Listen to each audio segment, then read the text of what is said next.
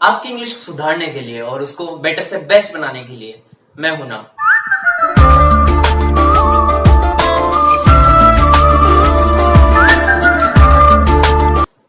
तो हेलो दोस्तों, मेरा नाम है क्षितिज और आज हम पहले सब्जेक्ट एंड प्रेडिकेट का क्विक रिकैप करेंगे और उसके बाद फिर मैं आपको बताऊंगा parts of speech. So let's get start. तो क्विक रिकैप में सबसे पहले हम बात करेंगे सब्जेक्ट के बारे में। सब्जेक्ट वो होता है जिसके बारे में हम बात कर रहे हैं। अब बात करते हैं प्रेडिकेट के बारे में। प्रेडिकेट वो होता है जो कि सब्जेक्ट के बारे में बात कही जा रही है। सब्जेक्ट के बारे में हम क्या बोल रहे हैं वो आ जाएगा प्रेडिकेट के अंदर। जरूरी नहीं कि सब्जेक्ट हमेशा बिगनिंग में आए सेंटेंस के, वो बीच में भी आ सकता है और वो एंड में भी आ सकता है। इंपेरेटिव सेंटेंसेस जो होते हैं उसके अंदर में सब्जेक्ट दिखता नहीं है लेकिन होता है। For example shut the door, तो ये मैं आपसे बोल रहा हूं तो इसमें सब्जेक्ट हो जाएगा यू और शट द डोर हो जाएगा प्रेडिकेट। लास्ट वीडियो में मैंने कुछ क्वेश्चंस दिए थे जिसमें मैं बताऊंगा सब्जेक्ट क्या है और प्रेडिकेट क्या है, तो मैं उसके एक बार आपको आंसर दे देता हूं। The country is lovely in autumn, तो द कंट्री तो हो जाएगा subject, is lovely in autumn हो जाएगा predicate. The sun went down, तो द सन हो जाएगा सब्जेक्ट और वेंट डाउन हो जाएगा predicate. Down fell the mango, जैसे कि मैंने बताया था कि जरूरी नहीं कि सब्जेक्ट हमेशा बिगनिंग में ही आए, इसके अंदर सब्जेक्ट लास्ट में, तो द मैंगो हो जाएगा सब्जेक्ट और डाउन फेल हो जाएगा predicate. Don't make a noise, ये मैं आपसे कह रहा हूं तो सब्जेक्ट हो जाएगा यू और प्रेडिकेट हो जाएगा डोंट मेक अ नॉइस। एक सेंटेंस में वर्ड्स को क्लासिफाई किया जाता है उनके काम के अकॉर्डिंग और उस पर्टिकुलर काम को हम बोलते हैं function. Words are classified according to the particular work they do in a sentence. This particular work is known as function. Parts of speech के अंदर हम words को classify करते हैं function के according और total 8 parts of speech होते हैं। Parts of speech are the classes into which words are divided according to their function in a sentence. Total 8 parts of speech होते हैं और वो होते हैं noun, pronoun, verb, adverb, adjective, preposition, conjunction और interjection। अब बात करते हैं हम सबसे पहले नाउन के बारे में। नाउन क्या होता है? नाउन को हम हिंदी में संज्ञा बोलते हैं। A noun is a name of a person, place or thing.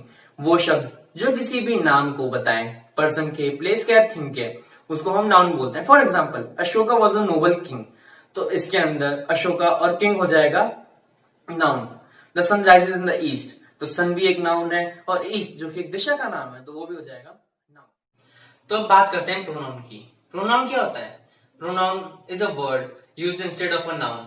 Pronoun वो शब्द होते हैं जो हम किसी नाउन की जगह पर इस्तेमाल में लेते हैं। For example, as Raman is ill, he will not come to school. तो जो he शब्द है वो pronoun है। When the tiger saw the man, it sprang upon him. तो it और him जो है वो pronoun है। तो अब हम बात करते हैं adjective के बारे में। Adjective को हम लोग हिंदी में विशेषण कहते हैं। ये वो शब्द होते हैं जो किसी भी नाउन की विशेषता बताते हैं या उसकी स्पेशलिटी बताते हैं।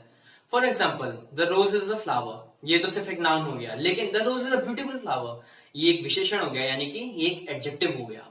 Mumbai is a big city, ये एक एडजेक्टिव हो गया क्योंकि इसमें जो बिग है वो उसकी विशेषता बता रहा है सिटी की, वो बड़ी है। तो अब हम बात करते हैं वर्ब के बारे में।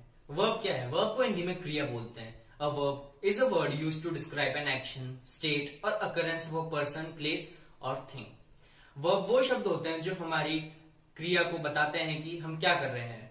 For example the poor girl right bitterly, इसका मतलब एक बेचारी बच्ची रो रही थी, तो जो रोना हो गया वो हो जाएगा वर्ब यानी कि क्रिया।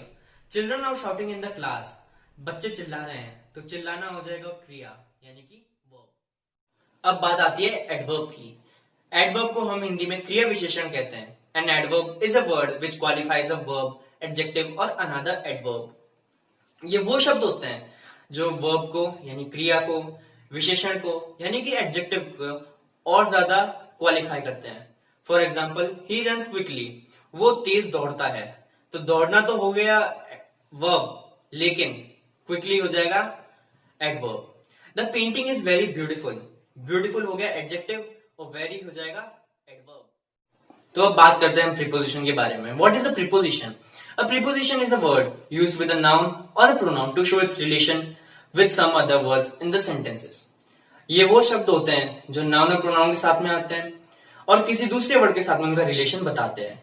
For example the cat is sleeping on the table, तो इसके अंदर स्लीपिंग और द टेबल इनके बीच में प्रीपोजिशन आ रहा है जो कि है नाउन। ये दोनों के बीच में रिलेशन बताता है कि बिल्ली टेबल के ऊपर सो रही है। She lost a ring at the beach, तो इसके अंदर एट जो है वो एक प्रीपोजिशन है जो कि रिंग और द बीच के बारे में बीच में रिलेशन बताता है। अब हम बात करते हैं कंजंक्शन के बारे में। A conjunction is a word used to join words, phrases, sentences together. ये वो शब्द होते हैं जिससे हम दो वर्ड्स को जोड़ते हैं, दो फ्रेजेस को जोड़ते हैं, दो सेंटेंसेस को जोड़ते हैं। For example, 2 and 2 make 4। तो इस सेंटेंस के अंदर एंड एक कंजंक्शन है, उसने 2 and 2 यानी कि दो वर्ड्स को जोड़ा है। She is fond of music but hates dancing.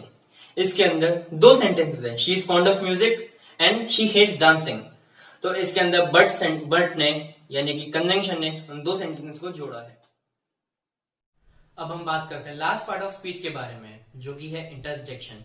N interjection is an exclamatory word denoting some feelings. ये वो शब्द होते हैं जिनके पीछे एक्सक्लेमेटरी मार्क आता है। For example, hurray, we have won the match. तो हुर्रे वर्ड जो है वो है एक इंटरजेक्शन वर्ड, क्योंकि इसके पीछे एक्सक्लेमेटरी मार्क आ रहा है। अलास, पुअर कमला डाइड। तो इसके अंदर अलास जो है वो भी इंटरजेक्शन वर्ड है, उसके पीछे एक्सक्लेमेटरी मार्क आता है। A word must be classified according to its function in the particular sentence and not according to its appearance. The same word doesn't always belong to the same part of speech. As changes its function, so it changes its classification. अब तो आप इसको पढ़ के समझ ही गए होंगे कि इसका मतलब होता क्या है। मैं एक बार आपको फिर भी बता देता हूँ। वर्ड्स को हमेशा उनके फंक्शन के हिसाब से क्लासिफाई किया जाना चाहिए, उनके अपीयरेंस के हिसाब से नहीं। सेम वर्ड हमेशा जरूरी नहीं कि वो सेम पार्ट ऑफ स्पीच से ही बिलोंग करे।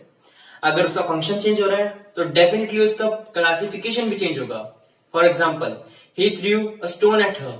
इसके अंदर जो स्टोन है वो नाउन है। Stone walls do not make a prison. इसके अंदर जो स्टोन है वो एडजेक्टिव है। Stone him to death. इसके अंदर स्टोन जो है वो एक वर्ब है। आज जो भी मैंने इस वीडियो में बताया पार्ट्स ऑफ स्पीच के बारे में, वो सिर्फ इंट्रोडक्टरी था। इन सारी चीजों के बारे में हम आगे डिटेल में पढ़ेंगे।